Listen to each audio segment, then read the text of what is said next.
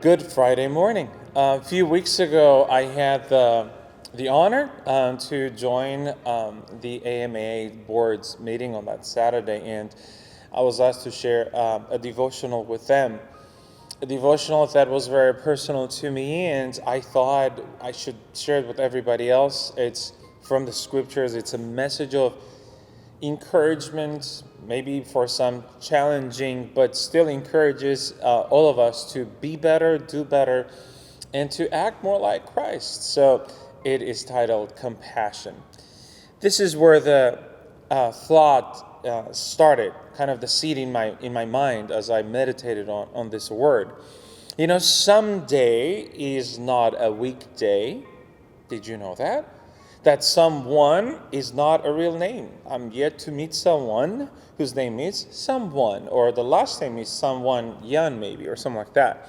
Somewhere, it's not a specific direction you can put in your GPS and make it there.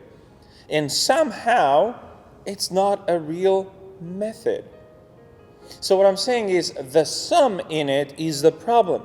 If we get rid of the sum, then we have one day, one person, one place, and one method. And that's what I'm talking about. And the question is, who wants to be that one? Friends, this question that I'm asking you, I've taken it from God's mouth. His words. If you remember in Isaiah chapter 6, verses 8, God says, "Then I heard the voice of the Lord." Isaiah says that I heard the voice of the Lord saying, "Whom shall I send? Who will go for us?" And I, this is Isaiah saying, I said, "Here I am, send me." You know, it's interesting how we wait for authority to go, God's authority to go, yet God seeks people whose heart is full of compassion so He can send them. We wait for authority. God is promoting compassion. Let me take you to the Gospel of Mark and tell you what I'm talking about. In the Gospel of Mark chapter 6, we see the gift of authority that Jesus will give to His disciples. In verse 7 says, He called the 12 to Himself, and He began to send them two by two, and gave them power over unclean spirits. 23 verses later, they return. Then the apostles gathered to Jesus and told him all the things. I can imagine how proud they were of themselves that we came back with exercising authority and having fulfilled what you told us, right?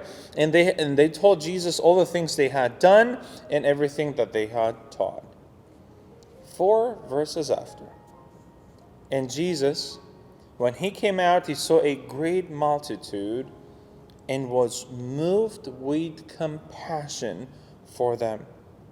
Why? Because they were like sheep not having a shepherd. So He began to teach them many things. And when the day was now far spent, His disciples came to Him and said, "This is a deserted place, and already the hour is late. So send them away, that they may go into the surrounding country and villages and buy themselves bread, for they have nothing to eat." Verse 37. But Jesus answered and said to them, You give them something to eat.